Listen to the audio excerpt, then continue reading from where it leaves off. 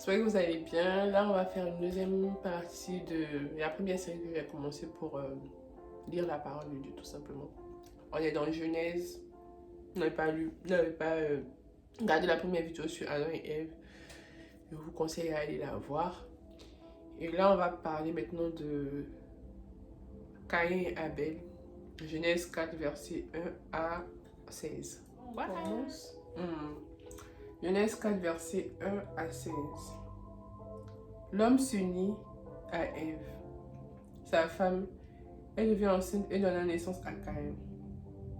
Elle dit: j'ai formé un homme avec l'aigle de l'Éternel. Elle mit encore au monde le frère de Caïn, Abel. Abel devint berger et Caïn cultivateur.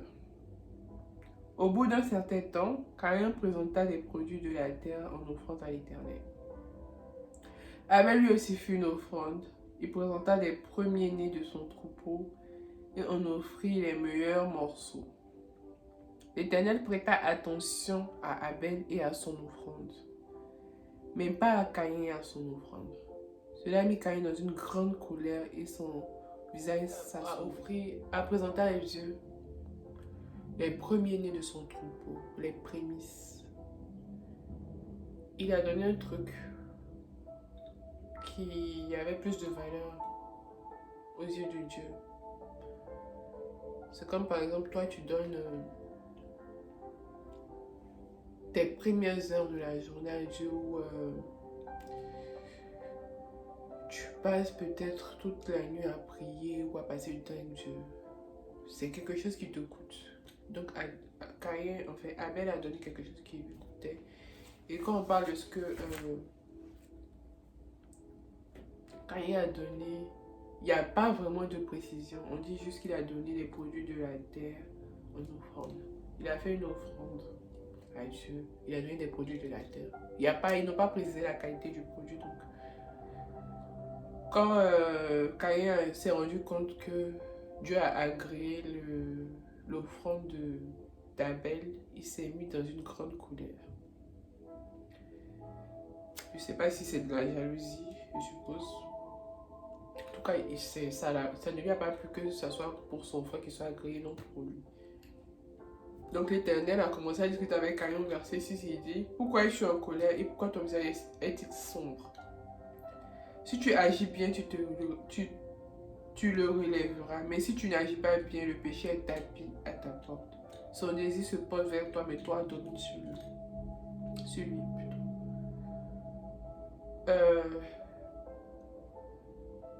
Ici, on voit clairement que non seulement Caïn est fâché, Dieu vient lui parler et lui dit en fait de faire attention. Parce que s'il ne se reprend pas, il va pécher, parce que le péché est proche de lui. Mais il a la capacité de résister au péché de toutes les façons. Mais Caïn dit à son frère Abel, après ce que Dieu lui a dit, il dit à son frère Abel: allons au champ. Malgré ce que Dieu lui a dit, souvent Dieu nous prévient, franchement, souvent Dieu nous prévient, pas souvent, à chaque fois en fait. Dieu nous prévient des choses qui vont arriver. Et quand on n'est pas attentif, il y a des choses terribles qui se passent dans nos vies. Donc, il lui a dit: frérot, allons au champ.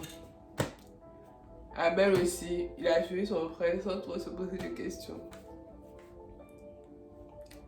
Donc au verset 13, non, au verset 8, et lorsqu'il fut dans le champ, Caïn se jeta sur son frère Abel et le tua. Caïn n'a pas dominé sur le péché, il a tué son frère. Alors l'Éternel demanda à Caïn: où est ton frère Abel?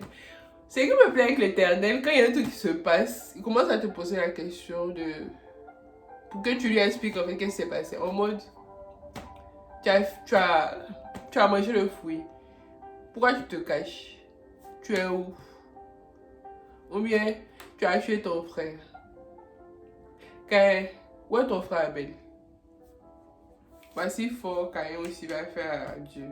Caïn est... Au verset 9, Caïn dit, je n'en sais rien, répond-il. Suis-je le gardien de mon frère? Oh. Hey. On veut parler comme ça à Dieu, le Créateur. Dieu lui dit, qu'as-tu fait? J'entends le sang de ton frère crier vengeance depuis la terre jusqu'à moi. Maintenant tu es maudit et chassé loin du sol qui a bu le sang de ton frère versé par ta main. Déjà que le sol avait été maudit parce qu'ils ont péché. Là encore, on vient maudire Caïn parce qu'il a fait verser le sang de son frère sur ce sol et il ne peut plus être à côté de ça quoi, parce qu'il est maudit. Et au verset 12, lorsque tu cultiveras le sol, il te refusera désormais ses produits, tu seras errant et fugitif sur la terre. Déjà, le travail avait été rendu encore plus difficile. Mais avec ce que Caïn a fait, ça a augmenté les choses. Et il est devenu quelqu'un qui n'a pas de place où rester, quoi. Il va passer son temps à se balader sur la terre et tout. Il ne pourra plus s'établir quelque part pour prospérer. Il va passer son temps à aller ici et là toute sa vie, quoi. Parce qu'il a tué son frère. Et il ne peut pas rester sur la terre où il était cultivé, il mangeait et tout. Donc Caïn dit à l'Éternel, ma faute est trop lourde à porter. Voici que tu me chasses aujourd'hui loin du sol fertile et je devrais me cacher loin de toi. Je serai errant et fugitif sur la terre et si quelqu'un me trouve, il me tue. Il s'est rendu compte que loin de Dieu, en fait, il n'avait plus de protection. Quelqu'un allait le tuer s'il le rencontrait. Parce que non seulement il serait fugitif, il serait mené à beaucoup bouger, mais il avait peur de mourir aussi. Non seulement il a reconnu que ce qu'il avait fait était grave, il s'est rendu compte aussi que ça pouvait lui arriver, quelqu'un pouvait le tuer aussi. Nous que le sang de son frère a crié vengeance. Ok. Donc au verset 15, l'Éternel lui dit, eh bien, si on te tue, Caïn, il sera vengé 7 fois. Si on tue Caïn, il sera vengé 7 fois. Donc l'Éternel a dit à Caïn que si quelqu'un te tue, toi tu seras vengé 7 fois plus. La malédiction qui est tombée sur lui parce qu'il a tué son frère, lui, quand on va le tuer, ça va être 7 fois plus de malédiction pour la personne. Et l'Éternel marqua Caïn d'un signe pour qu'il ne soit pas tué par qui le rencontrerait. Donc, l'Éternel a mis un signe sur Caïn pour ne pas que quelqu'un le tue. Partout où il ne sera pas tué. Il ne mourra pas comme ça.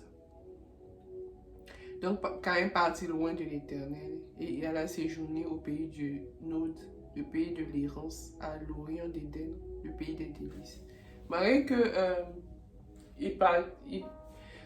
Caïn soit parti loin, en fait, il a commencé à séjourner en fait dans le pays des délices.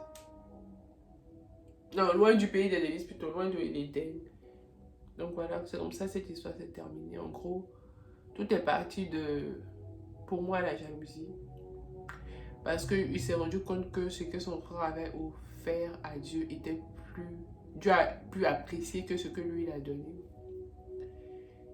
Et Dieu l'a prévenu, comme Dieu nous prévient tous, à chaque fois qu'on doit prendre des décisions importantes, ou même quand on est en colère, fais attention, il y a quelque chose qui plane sur toi. Mais tu as la capacité de dominer sur cette chose-là. Maintenant, quand Dieu nous dit ça et quand on ne prend pas attention, souvent, ça se passe très mal. Cette histoire m'enseigne quoi? Il faut résister à la colère. Il ne faut pas être jaloux. Pas parce que tu as donné un truc à Dieu que Dieu n'a pas agréé que c'est fini, quoi. Tu as toujours une nouvelle chance de faire mieux la prochaine fois. Et c'est pas parce que ton frère a bien réussi que toi aujourd'hui que toi tu ne réussiras jamais. Chacun a sa vie, chacun a sa relation avec Dieu, chacun a son pouvoir. Au final, en fait, il faut toujours demeurer près de Dieu. Il faut éviter le négatif, éviter la comparaison, parce que je pense que c'est un peu de comparaison qui a mené à toute cette histoire-là de meurtre, de tuer son frère. Et puis voilà quoi. En tout cas, j'espère que la vidéo vous a plu. N'hésitez pas à vous abonner, à partager. Peace!